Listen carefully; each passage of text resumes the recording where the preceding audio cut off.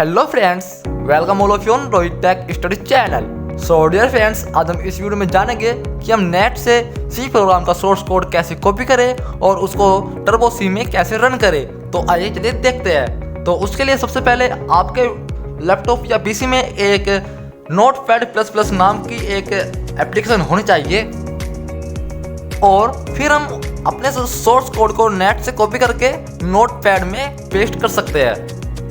So dear friends, please इस video को carefully देखिए।